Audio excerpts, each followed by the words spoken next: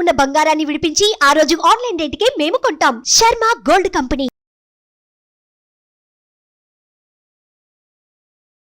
నమస్కారం డాక్టర్ ప్రదీప్ జోషి గారు. శ్రీమాత్రే నమః.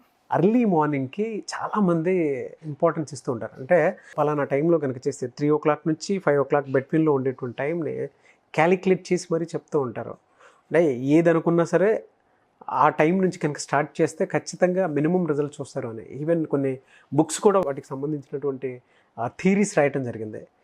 వేదిక్ నాలెడ్జ్ అసలు ఎందుకు ఎర్లీ మార్నింగ్ అంత ఇంపార్టెన్స్ క్రియేట్ చేసింది అండ్ దాని నుంచి వచ్చేటువంటి బెనిఫిట్స్ ఏ విధంగా ఉంటాయంటారు? శ్రీ గురుభ్యో నమః.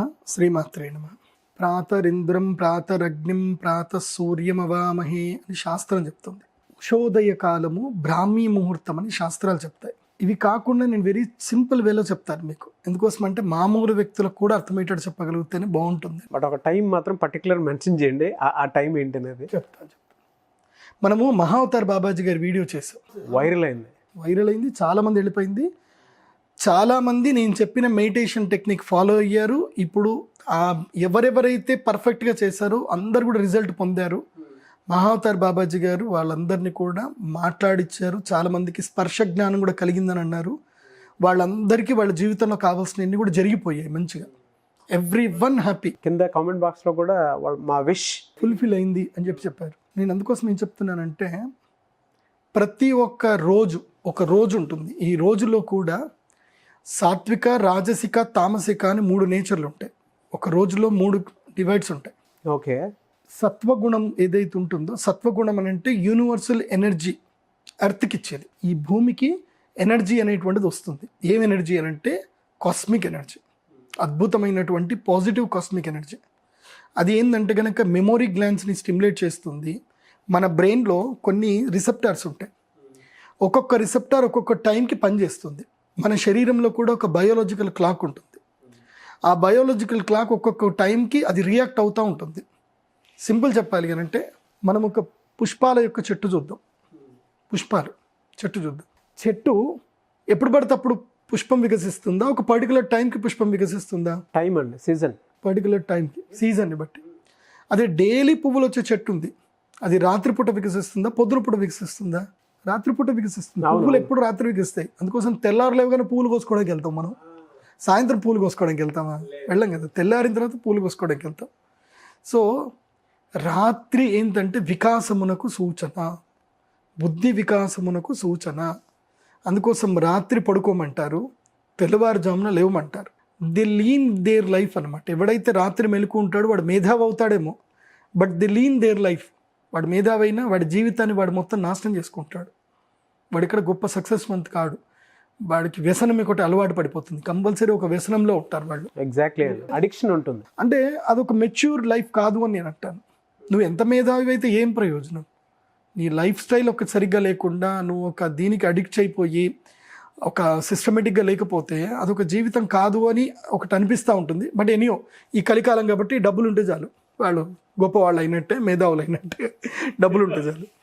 But the actual universal energy మనం గెయిన్ చేసుకోవాలి. మన డిజైర్స్ ఫుల్ఫిల్ కావాలి. మన మేధావులం కాదు, ఒక కామన్ మ్యాన్. నేను నా కోరిక నెరవేరాలి. ఎవరు తీరుస్తారు నా కోరికను?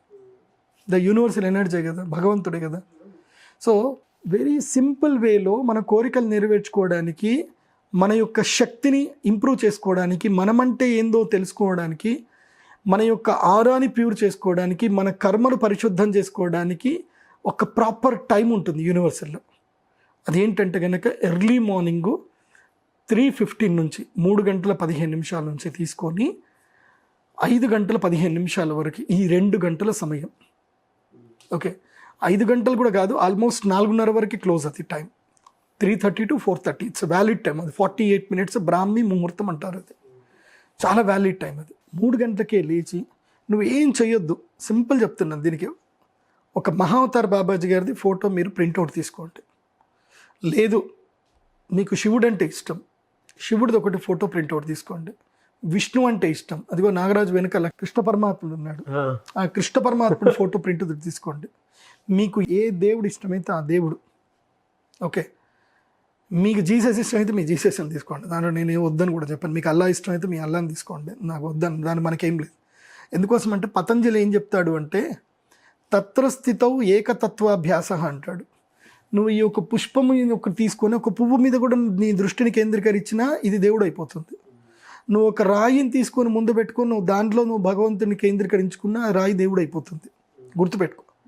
So the symbol is what ever may be, okay. ఆ కార్నేషన్ ఇన్ఫార్మేషన్ ఏదైతే ఉండని అది ఇంపార్టెంట్ కాదు. నువ్వు స్థిరంగా కూర్చోవడానికి నీకు అది ఎంత ఉపయోగపడుతుంది అనేది కావాలి.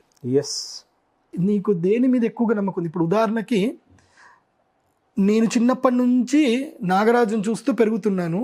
నాగరాజు ప్రతిరోజు ఆంజనేయ స్వామి గుడికి వెళ్తాడు. నాగరాజు ఒక గొప్ప రాజకీయ నాయకుడు అయ్యాడు, ఒక మినిస్టర్ అయ్యాడు. అప్పుడు నేను నా కొడుకు ఏం చెప్తానంటే, ఒరే ఆయన రోజు ఆంజనేయ స్వామి గుడికి వెళ్తుండే, నా కొడుకుని రోజు ఆంజనేయ స్వామి గుడికి పంపిస్తా. ఎందుకోసం అంటే నాగరాజు ఆంజనేయ స్వామి ఉపాసన వల్ల ఆయన ఎంపీ అయ్యాడు. ఎంత బాగుంది సార్ ఊహ. అప్పుడు ఈ కోరిక నాకు బలంగా ఉంటుంది కాబట్టి నా కొడుకు మీద నేను అదే పెడతా, రే ఆంజనేయ స్వామి దగ్గర కూర్చో, ఆంజనేయ స్వామి దగ్గర కూర్చో అని చెప్తా. ఎందుకోసం? ఒకళ్ళు సక్సెస్ అయ్యారు కాబట్టి. అవును.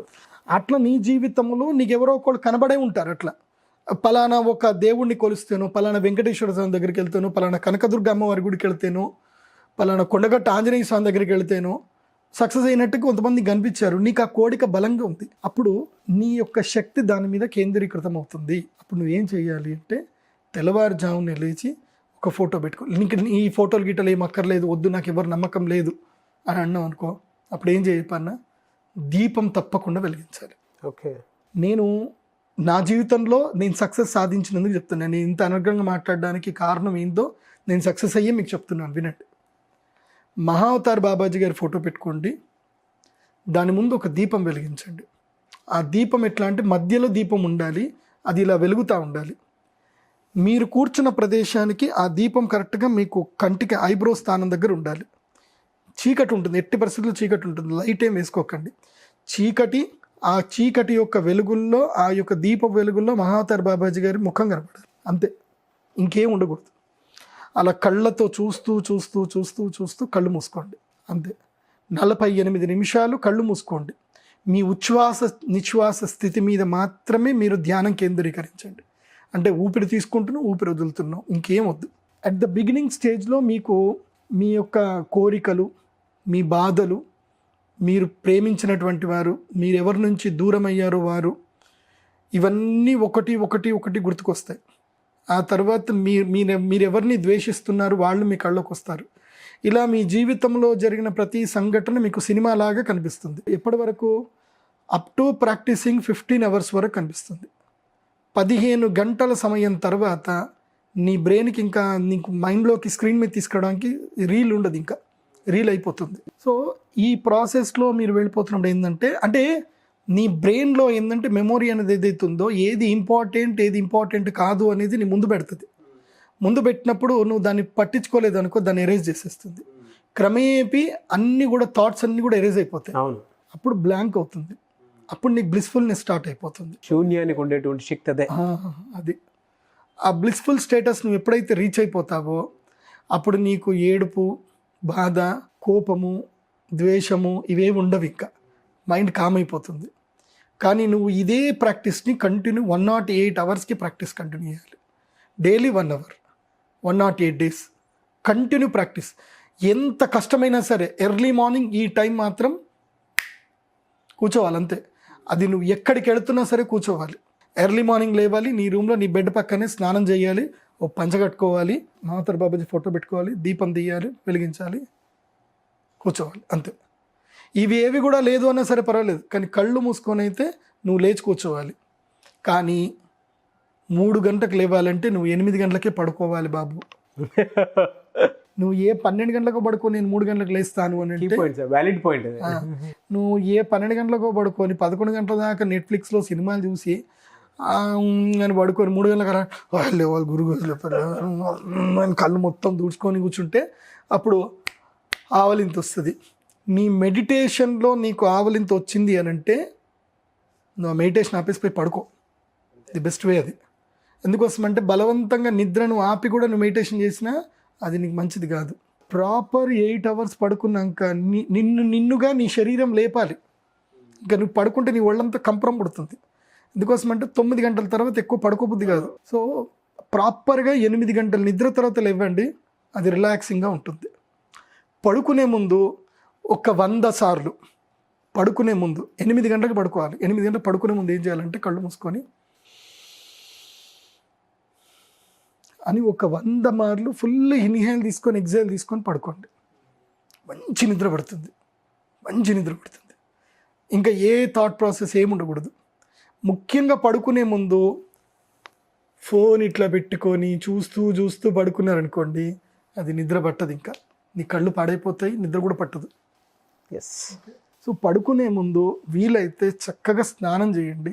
మంచిగా స్నానం చేసి మంచిగా తుడుచుకొని ఇంత భస్మము గంధం బొట్టు పెట్టుకొని కమ్మటి అరోమా వాసన తీసుకొని, వీలైతే ఇంట్లో అరోమా థెరపీ ఏదైనా ఉంటే పెట్టుకోండి. మంచిగా ఏదన్నా కొన్ని దొరుకుతాయి, ఇప్పుడు అమెజాన్లో దొరుకుతాయి. అరోమా థెరపీ అని కొడితే కొన్ని కుండీలు దొరుకుతాయి. దాని లోపల ఒక ట్యాబ్లెట్ వేస్తే అది తిరుగుతూ ఉంటుంది, మంచిగా లైట్ వస్తూ ఉంటుంది, కమ్మగా అరోమా వాసన వస్తూ ఉంటుంది. ఆ వాసన చూస్తూ హాయిగా పడుకోండి, మంచి నిద్ర వస్తుంది. ఎర్లీ మార్నింగ్ లేవండి చక్కగా. ఏ బాధరాబందీ వద్దు, ఎవరికి చెప్పకండి. ఇక్కడ నువ్వు ఒక్కడివి మాత్రమే. కొంతమంది ఈ తప్పులు కూడా చేస్తారు. ఒరే మనం మార్నింగ్ లేచి మన ఇద్దరం కూడా చేద్దామారా అని అంటారు. వాడు వీడిని యూస్ లేవాడు, వీడు వాడిని యూస్ లేవాడు. ఇద్దరు పొద్దున్న లేచి బ్రష్ చేసుకుంటూ ఒకళ్ళు చూసుకుంటారు. సో ఇది రాంగ్.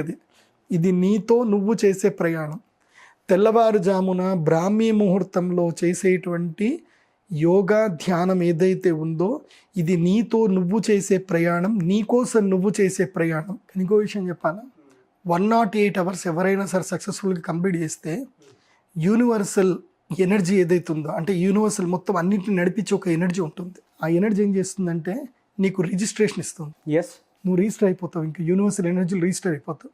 సో యూనివర్సల్ ఏదైనా వర్క్ చేయడానికి నిన్ను ఒక శక్తిగా సాధనంగా యూనివర్సల్ వాడుకుంటుంది, గ్యారంటీగా వాడుకుంటుంది. 108 అవర్స్ సక్సెస్ఫుల్ కంప్లీట్ చేస్తే అప్పుడు నువ్వు డబ్బులు సంపాదించాలనుకోవడం అనేది చాలా చిన్న కోరిక అయిపోతుంది. నువ్వు రిచ్ పర్సనాలిటీ అవ్వనేది చాలా చిన్న కోరిక అయిపోతుంది. అతను ఏదో లోక కళ్యాణం కోసం పుట్టినట్టు ఆటోమేటిక్గా అలా తీసుకెళ్ళిపోతూ ఉంటుంది. అంతే, నేచర్ చూసేసుకుంటుంది, అద్భుతం జరిగిపోతుంది. అది నువ్వు అడగకుండా నీకు డబ్బులు వచ్చేస్తాయి, నువ్వు అడగకుండా అన్నీ జరిగిపోతాయి. ఇంకా నేచర్ నిన్ను కంట్రోల్లోకి తీసేసుకుంటుంది. Thank you so much doctor Pradeep Joshi గారు. సుమన్ టీవీలో మీ పర్సనల్ అండ్ బిజినెస్ ప్రమోషన్స్ కోసం కింది నెంబర్కి కాంటాక్ట్ చేయండి.